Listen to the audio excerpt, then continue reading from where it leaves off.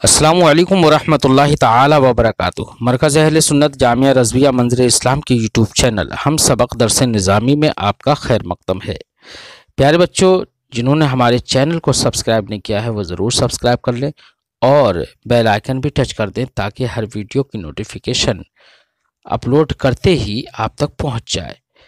اور اپنے دوستوں احباب سے بھی شیئر کریں۔ بات پسند آئے تو لائک بھی کیا کریں اور اپنے تاثر کو کمنٹ کر کے بھی ہمیں ضرور بتائیں۔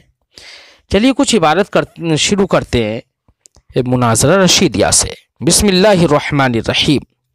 ولما كان اكتساب المطلوب التصور بالتعريف واكتساب التصديق بالدليل وكانت التصورات مقدمة على التصديقات فقدم تفصيل التعريف بحيث يعلم منه تعريف أقسامه فقال ثم التعريف إما حقيقي يقصد به تحصيل صورة غير حاصلة فإن علم وجودها فبحسب الحقيقة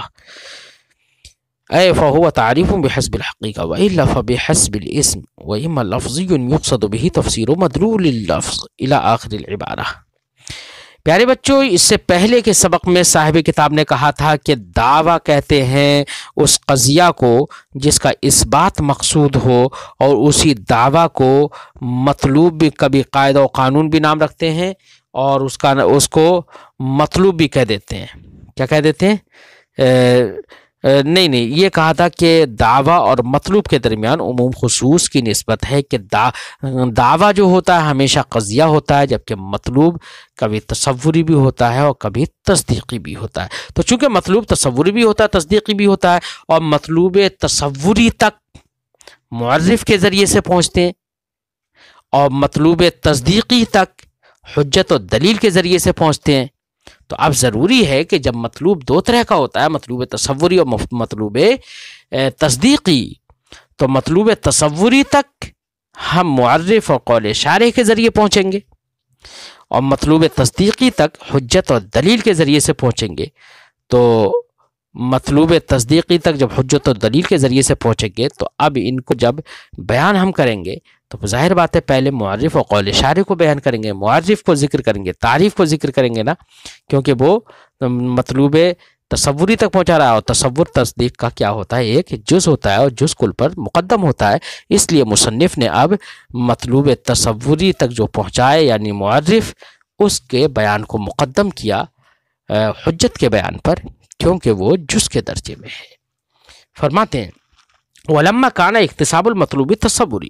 جب مطلوب تصوری کا اکتساب تعریف کے ذریعے سے ہوتا ہے، معرف کے ذریعے سے ہوتا ہے، وہ اکتساب التصدیق بالدلیل، اور تصدیق کا اکتساب دلیل سے ہوتا ہے، یا تصدیقی یعنی مطلوب تصدیقی کا اکتساب دلیل سے ہوتا ہے۔ وَكَانَتِ التَّصَوُّرَاتُ مُقَدَّمَةً عَلَى التَّصْدِيقَاتِ، اور تصورات چونکہ مقدم ہوتے ہیں تصدیقات پر، اس لیے تصورات کا جو معرف ہوگا، اکتساب جس کے ذریعے سے ہوگا، وہ بھی مقدم ہوگا کس پر؟ اس پر جس کے ذریعے سے اکتساب تصدیقات کا ہوتا ہے۔ اسی لیے قدم تفصیل التعریف، مصنف نے تعریف کی تفصیل کو مقدم کیا، اس طور سے مقدم کیا، اس طور سے تفصیل تعریف کی ہے بحیث یعلم منہ تعریف و اقسام بھی، اس حیثیت سے کہ اس سے تعریف کے اقسام بھی معلوم ہو جاتے ہیں اور اقسام کی تعریفات بھی معلوم ہو جاتی ہیں۔ فقال، تو مصنف نے کہا ثم تعریف اما حقیقی، اب تعریف یہاں پر ذکر کر رہے ہیں۔ تعریف کسے کہتے ہیں بچوں؟ معرف کو۔ تعریف مصدر بمعنی معرف ہے، معرف اور قول شارح، یعنی جن امور کے ذریعے سے، جن تصورات کے ذریعے سے ہم تصورات مجہولہ تک پہنچتے ہیں، مطلوب تصوری تک پہنچتے ہیں، انہی تصورات معلومہ کو ہم تعریف کہتے ہیں۔ اب یہ تعریف دو قسم کی ہوتی ہے بچوں، یا تو تصورات کی جو تعریف ہوگی دو طرح کی ہوگی، وہ معرف تعریف جس کے ذریعے سے ہم کسی دوسری غیر محصول چیز کو حاصل کر رہے ہیں، تو ایسے معرف کی دو قسم ہوتی ہیں، ایک تعریف بحسب الحقیقت ہوتی ہے اور ایک تعریف بحسب الاسم ہوتی ہے۔ تعریف بحسب الحقیقت اور تعریف بحسب الاسم، اور ایک تعریف لفظی، بلکہ اولاً دو قسمیں کہو، تعریف حقیقی، اور یا یہ کہو کہ اولاً دو قسمیں ہیں، یا تو صورت غیر حاصلہ کو حاصل کیا جائے گا تعریف کے ذریعے سے، یا صورت حاصلہ کو ما ادا سے ممتاز کیا جائے گا تعریف کے ذریعے سے۔ تو تعریف کی دو شقوں سے تعریف خالی نہیں، یا تو تعریف جس چیز کی ہو رہی ہے وہ چیز، وہ صورت آپ کو پہلے سے حاصل نہیں تھی، معلوم نہیں تھی، تو معلوم نہیں تھی تو تعریف کے ذریعے سے اس کو آپ نے حاصل کیا۔ اور ایک یہ ہے کہ وہ جو تعریف کے ذریعے سے جس کو آپ حاصل کر رہے ہیں وہ شے پہلے سے حاصل تو تھی لیکن تعریف کے ذریعے سے حاصل نہیں ہوئی، بلکہ تعریف کے ذریعے سے وہ ما ادا سے ممتاز ہو گئی۔ یہ دو صورتیں ہیں تعریف کی۔ تو اگر پہلی والی صورت ہے کہ صورت غیر حاصلہ کو حاصل کیا جائے تعریف کے ذریعے سے، تو وہ تعریف غیر لفظی ہے، اور یا کہو کہ تعریف حقیقی ہے، تعریف بحسب الحقیقت ہے، کیونکہ حقیقت میں تعریف وہی ہے کیونکہ غیر حاصلہ کو حاصل کیا جا رہا ہے۔ اور جہاں پر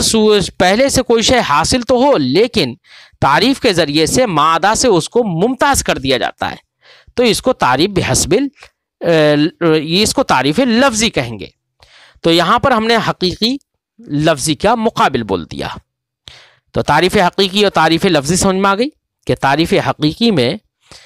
صورت غیر حاصلہ کو حاصل کیا جاتا ہے، اور تعریف لفظی میں صورت حاصلہ کو معادہ سے ممتاز کیا جاتا ہے۔ یعنی صرف یہ بتایا جاتا ہے کہ یہ لفظ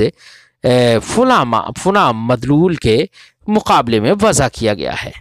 مدلول لفظ کی تفسیر کر دی جاتی ہے، تو وہ تعریف لفظی ہے۔ پھر تعریف حقیقی کی بھی دو قسمیں ہیں، ایک تعریف بحسب الحقیقت اور ایک تعریف بحسب الاسم۔ تعریف بحسب الحقیقت، ظاہر بات ہے تعریف حقیقی تو یہ ہے کہ صورت غیر حاصلہ کو حاصل کرنا ہے۔ اب وہ صورت غیر حاصلہ جو حاصل ہو رہی ہے اس کی دو صورتیں، یا تو وہ صورت غیر حاصلہ جو حاصل ہو رہی ہے وہ نفس الامری چیز ہوگی، یعنی نفس الامر میں اس کا وجود و تحقق ہوگا، یا نفس الامر میں اس کا وجود و تحقق نہیں ہوگا بلکہ وہ معتبر کے اعتبار اور واضح کی وضع کے تابع ہوگی، کہ واضح اگر وضع کر دے تو وجود مانا جائے گا، واضح وضع نہ کرے تو وجود نہیں مانا جائے گا، معتبر اعتبار کر لے تو اس کا وجود مان لیا جائے گا، معتبر اعتبار نہ کرے تو وجود نہیں مانا جائے گا۔ تو اگر ایسی صورت کو حاصل کیا جا رہا ہے جو پہلے حاصل نہیں تھی، لیکن جو حاصل نہیں تھی اس کو حاصل کیا گیا، اب وہ حاصل جو ہو رہی ہے صورت تعریف کے ذریعے سے، اس کی دو صورتیں، یا تو وہ اس کا وجود نفس الامر میں آپ کو معلوم ہوگا، یا وجود نفس الامر میں اس کا معلوم نہیں ہوگا بلکہ واضح کی وضع کے اعتبار سے ہوگا وہ۔ تو اگر اس کا وجود نفس الامر میں ہے، آپ کو پتا ہے کہ نفس الامری شے ہے، وہ اس کا وجود نفس الامر میں ہے، حقیقت میں ہے، تو اس کو تعریف بحسب الحقیقت کہتے ہیں۔ اور اگر نفس الامر میں اس کا وجود نہیں ہے تو اس کو تعریف بحسب الاسم کہیں گے۔ تعریف بحسب الحقیقت، جیسے کہ انسان کی تعریف ہم نے حیوان ناطق سے کی، تو حیوان ناطق کے ذریعے سے آپ نے انسان کو حاصل کیا، اور یہ انسان نفس الامر میں نفس الامری حقیقت ہے، ماہیت حقیقیہ ہے، نفس الامر میں یہ موجود ہے، زید عمرو بکر خالد تمام کے افراد کے ضمن میں یہ پائی جاتی ہے۔ تو یہ انسان کی تعریف حیوان ناطق سے، یہ تعریف بالحقیقت ہے، بحسب الحقیقت ہے۔ اس کے برخلاف آپ نے ان سے کلمہ کی تعریف کی، الکلمۃ لفظ وضع لمعنی مفرد۔ اسم کی تعریف کی، الاسم ما دل علی معنی فی نفسہ غیر مقترن باحد من الازمنۃ الثلاثہ۔ اس طریقے سے آپ نے یہ تعریفیں کی۔ لیکن مجھے ایک بات بتاؤ، کلمہ کی تعریف الکلمۃ لفظ وضع لمعنی مفرد سے جو تعریف آپ نے کی ہے جس کلمہ کی، وہ کلمہ نفس الامر میں موجود بھی ہے؟ نہیں، موجود نہیں ہے، بلکہ وہ کلمہ تو دیکھیے منطقی اور نحویین کا کلمہ ہی میں اختلاف ہے، کہ کوئی کسی کو کلمہ کہہ رہا ہے، کوئی کسی کو کلمہ کہہ رہا ہے، ہر ایک کے واضح کے وضع کے اعتبار سے ہے۔ کسی نے کلمہ کسی کو کہا، کسی نے کلمہ کسی کو کہا، کسی نے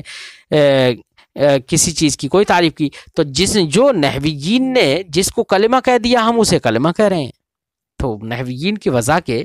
اعتبار سے ہو گیا نا۔ حقیقت نفس الامر میں تو کہیں پر نہیں ہے، بس اتنا ہے کہ نحویین نے ایک مفہوم دیکھا اور مفہوم دیکھنے کے بعد لفظ کلمہ کی وضع اس مفہوم کے مقابلے میں کر دیے، تو ان کی وضع کے اعتبار سے اس مفہوم جس مفہوم کے مقابلے میں انہوں نے لفظ کلمہ کی وضع کر دی، لفظ اسم کی وضع کر دی، فعل کی وضع کر دی، حرف کی وضع کر دی، اس کو ہم آج ویسا کہہ رہے ہیں۔ اگر جس کو وہ پہلے کلمہ جس کے لیے لفظ کلمہ کی وضع انہوں نے جس کے لیے کی اس سے پہلے، اگر اسی مفہوم کے لیے وہ اس سے پہلے اسم کی وضع کر دیتے تو آج ہم اسے اسم کہتے، کیونکہ یہ نفس الامری چیز نہیں ہے، ان کی وضع کے اعتبار سے ہے۔ تو یہ تعریف کلمہ کی تعریف ہے، اسم کی تعریف ہے، حرف کی تعریف، یہ ساری تعریفات کیا ہیں؟ تعریف بحسب الاسم ہے، کیونکہ یہاں پر جو صورت معلوم ہو رہی ہے ہمیں کلمہ کے ذریعے سے، جو صورت معلوم ہوگی، جو شے ہمیں حاصل ہوگی، وہ نفس الامری نہیں ہے، بلکہ وہ واضح کی وضع کے اعتبار سے، معتبر کے اعتبار کے تابع ہے۔ تو یہ تعریف بحسب الاسم ہوگی۔ تو تعریف بحسب الحقیقت ایک تعریف بحسب الاسم، اور دوسری کیا ہے؟ تیسری قسم کیا ہے؟ تعریف بحسب اللفظ۔ کیا ہے؟ تعریف بحسب اللفظ، یعنی تعریف لفظی۔ تعریف لفظی کا مطلب کیا ہوتا ہے بچوں؟ کہ مدلول لفظ کی تفسیر کر دینا، یعنی پہلے سے آپ کو معلوم تو ہوگا لیکن آپ کو یہ معلوم نہیں ہوگا کہ اس جو مدلول ہے اسی مدلول کے مقابلے میں یہ لفظ موضوع بھی ہے، یہ آپ کو نہیں معلوم تھا، یہ کسی نے دوسرے لفظ سے ایک زیادہ مشہور اور واضح لفظ سے کسی نے تفسیر کر دی، تو اس مدلول کی آپ کے سامنے وضاحت ہو جائے گی۔ مثال کے طور پر کسی نے کہا سعدانہ، اب سعدانہ کہا، آپ سعدانہ کا معنی تو جانتے ہیں، اس کا مدلول تو آپ پہلے سے جانتے ہیں کیا ہے، لیکن یہ سمجھ میں نہیں آ رہا ہے کہ جو مدلول آپ پہلے سے جانتے ہیں لفظ سعدانہ اسی کے مقابلے میں موضوع ہے، یہ آپ نہیں جانتے ہیں۔ تو اب نہیں جانتے تو سعدانہ کا جو مدلول ہے اس مدلول کی وضاحت اور تفسیر ہم سعدانہ جیسے لفظ سے بھی زیادہ آسان لفظ سے ہم کر دیں، اور ہم کہہ دیں سعدانہ نبتن، سعدانہ ایک گھاس ہے۔ کیا ہے؟ سعدانہ ایک پودا ہے۔ تو نبتن کہہ دیا، جیسی نبتن کہا تو آپ سمجھ لیں گے پودا، تو آپ جان لیں گے کہ یار پودا تو ہم پہلے سے ہی جانتے تھے، لیکن ہمیں یہ معلوم نہیں تھا کہ یہ پودا جس کو ہم پہلے سے جانتے ہیں لفظ سعدانہ اس کے مقابلے میں موضوع ہے، یہ آپ نہیں جانتے تھے۔ تو یہاں پر سعدانہ کا جو مدلول ہے پودا، اس کی تفسیر آپ نے سعدانہ سے زیادہ واضح اور روشن لفظ نبتن سے آپ نے کر دی، تو یہ تعریف لفظی کہلاتی ہے۔ بات سمجھ میں آ گئی بچوں؟ تو تعریف حقیقی اور ایک تعریف لفظی۔ پھر تعریف حقیقی کی دو قسمیں، ایک تعریف بحسب الحقیقت اور ایک تعریف بحسب الاسم۔ چلیے ترجمہ کرتے ہیں۔ وَلَمَّا كَانَ اكتساب المطلوب تصوری، جب اکتساب مطلوب تصوری بالتعریف تعریف سے ہوتا ہے اور اکتساب مطلوب تصدیقی دلیل سے ہوتا ہے، اور تصورات مقدم ہوتے ہیں تصدیقات پر، اس لیے مصنف نے تعریف کی تفصیل کو مقدم کیا اس طور سے کہ اس سے تعریف کے اقسام کی تعریفات بھی معلوم ہو جاتی ہیں۔ فقال، تو مصنف نے کہا، ثم تعریف، پھر تعریف اما حقیقی، یا تو تعریف حقیقی ہوگی۔ تعریف حقیقی کسے کہیں گے؟ یقصد به تحصیل صورت غیر حاصلۃ، کہ جس تعریف کے ذریعے سے صورت غیر حاصلہ کو حاصل کرنے کا قصد کیا گیا ہو۔ فإن علم وجودها، تو اگر اس کا وجود، جو صورت غیر حاصلہ حاصل ہو رہی ہے جس کے حاصل کرنے کا قصد کیا گیا، تو اگر اس کا وجود معلوم ہو بحسب الحقیقہ، حقیقت کے اعتبار سے، یعنی نفس الامر میں اس کا وجود معلوم ہو، نفس الامر میں اس کا وجود ہوتا ہو، فہو تعریف بحسب الحقیقہ، تو وہ تعریف بحسب الحقیقت ہے۔ وَإِلَّا فَبِحَسْبِ الْإِسْمِ، ورنہ تو تعریف بحسب الاسم ہے، یعنی اگر وجود نفس الامر میں اس کا معلوم نہ ہو بلکہ وضع کے اعتبار سے ہو، تو وہ تعریف بحسب الاسم ہے۔ تو دیکھو تعریف حقیقی کی یہاں پر دو قسم کر دی، ایک تعریف بحسب الحقیقت اور ایک تعریف بحسب الاسم، اور پھر تعریف حقیقی کے مقابلے میں تعریف لفظی فرماتے ہیں۔ وَأَمَّا لَفْظِيٌّ، رہا لفظی، یقصد بہ تعریف تفسیر و مدلول اللفظ، رہا تعریف لفظی تو اس کے ذریعے سے مدلول لفظ کی تفسیر مقصود ہوتی ہے۔ اعلم، آپ جان لیجئے، ان تعریف اما، یا اب یہاں پر صاحب شرح بیان کرنا ہے، جو ہم بتا چکے ہیں اسی کی وضاحت صاحب شرح اپنے لفظوں میں کرتے ہیں۔ اعلم، آپ جان لیجئے، ان تعریف اما ان یحصل فی الذہن صورتا غیر حاصلۃ، تعریف یا تو ذہن میں حاصل کرتی ہے حاصل کراتی ہے ایسی صورت جو حاصل نہ ہو پہلے سے، اور یفید التمییز صورت حاصلۃ عما عدا، یا تعریف کسی ایسی صورت کا مادہ سے تمیز کا افادہ کرتی ہے جو صورت پہلے سے حاصل تھی۔ الثانی، دوسری والی تعریف جو کہ صورت حاصلہ کو مادہ سے ممتاز کرنے کا افادہ کرے، یہ تعریف لفظی ہوگی۔ اس فائدہ ہو، کیونکہ تعریف لفظی کا فائدہ ہوتا ہے معرفت کون لفظ بے ازائے معنی معین، کہ لفظ کے معنی معین کے مقابلے میں ہونے کی معرفت کرنا، کہ اس معنی معین کے مقابلے میں یہ لفظ موضوع ہے، اس کی معرفت کا افادہ کرنا، یہ جان لینا، یہی ہوتا ہے تعریف لفظی کا فائدہ۔ جیسے کہ ہمارا کہنا الغضنفر الاسد، تو غضنفر آپ جانتے نہیں تھے کہ اس کا مدلول کیا ہے، مدلول کو آپ پہلے سے جانتے ہیں، لیکن لفظ غضنفر اس کے مقابلے میں موضوع ہے، یہ آپ کو نہیں معلوم تھا۔ پھر جب اس کی تفسیر، غضنفر کی تفسیر ہم نے الاسد سے کر دی تو آپ کو سمجھ میں آ گیا کہ غضنفر کا مدلول کیا ہے۔ وذالک قد یکون مفرد، یہ تعریف لفظی کبھی تو مفرد ہوتی ہے اور کبھی تعریف لفظی مرکب بھی ہوتی ہے۔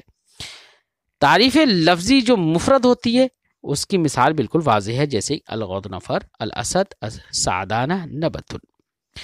اور تعریف لفظی کبھی مرکب بھی ہوتی ہے، تو مرکب ہوتی ہے اس کی مثال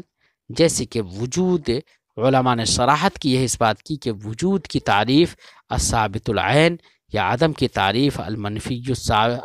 العین وغیرہ سے کی جو گئی ہے، یہ تعریفات سب کے سب مرکب ہیں، اگرچہ مرکب تام نہیں، مرکب ناقصی ہے، لیکن ہے تو مرکب، اور وہ سب کے سب اب وہ جب مرکب ہیں اور یہ کہا ہے کہ وجود اور عدم ان کی تعریف جو ثابت العین یا المنفی العین سے جو کی گئی ہیں، یہ سب کی سب تعریفات لفظیہ ہیں، تو اس سے متعین ہو گیا علماء کی صراحت سے کہ تعریف لفظی مرکب ہوتی ہے۔ فرماتے ہیں وذالک قد یکون مفردن، یہ تعریف لفظی کبھی مفرد ہوتی کما ذکرنا، جیسے کہ ہم نے بیان کر دیا، وقد یکون مرکبن، اور کبھی مرکب بھی ہوتی ہے، کا تعریفات الوجود، جیسے کہ وجود کی تعریف ہے، ایسے ہی عدم کی تعریف ہے، حیث صرح العلماء،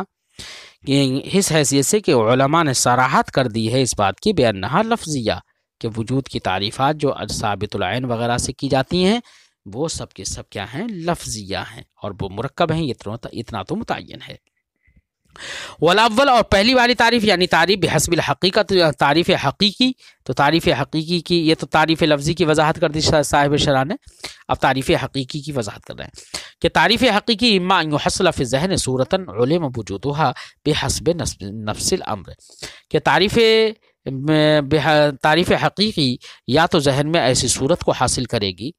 جس کا وجود نفس الامر میں معلوم ہو، یعنی جس کا وجود نفس الامر میں ہو، محض معتبر کے اعتبار کے تابع نہ ہو، جیسے کہ انسان کی تعریف اس بات سے کہ وہ حیوان ناطق ہے۔ او لا يحصل الا صورتا، یا تعریف حقیقی وہ تعریف حاصل نہیں کرے گی مگر ایک ایسی صورت کو، تعریف کے ذریعے سے حاصل نہیں ہوگی ذہن میں مگر ایک ایسی صورت لا وجود لہا الا بحسب الاصطلاح، جس کا وجود نفس الامر میں نہیں ہو مگر اصطلاح کے اعتبار سے، جیسے کہ من الماہیات الاعتباریہ، جیسے کہ ماہیات اعتباریہ ہیں، اسم فعل کلمہ وغیرہ، یہ سب ماہیات اعتباریہ ہیں۔ کا تعریف الکلمہ، جیسے کہ کلمہ کی تعریف بانہا لفظ، کہ کلمہ ایسا لفظ ہے جو وضع کیا گیا ہے معنی مفرد کے لیے۔ فالاول، تو پہلی والی تعریف بحسب الحقیقت ہے کیونکہ نفس الامر میں اس کا وجود ہے، والثانی، اور دوسری والی یعنی کہ جہاں پر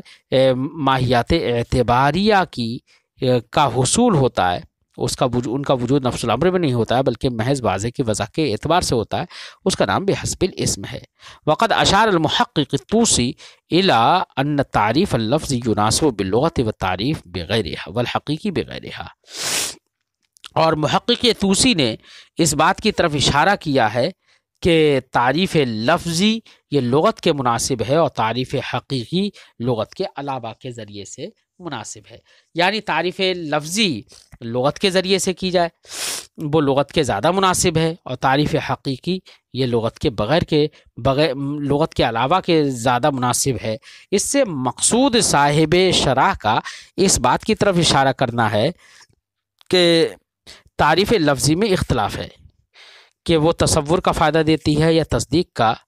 لیکن محقق طوسی نے تصدیق کا قول کیا ہے،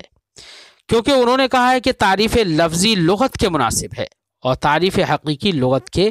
غیر کا مناسب ہے۔ کیونکہ تعریف لفظی جب لغت کے مناسب ہے تو لغت میں الفاظ کے معنی معلوم ہوتے ہیں بچوں، اور الفاظ کے معنی کا حال معلوم ہونا یہ تصدیق کہلاتا ہے، یہ تصدیق ہے، جس سے یہ معلوم ہوا کہ تعریف لفظی تصدیق کا فائدہ دیتی ہے، جبکہ بہت سارے لوگوں نے یہ کہا کہ تعریف لفظی تصدیق کا فائدہ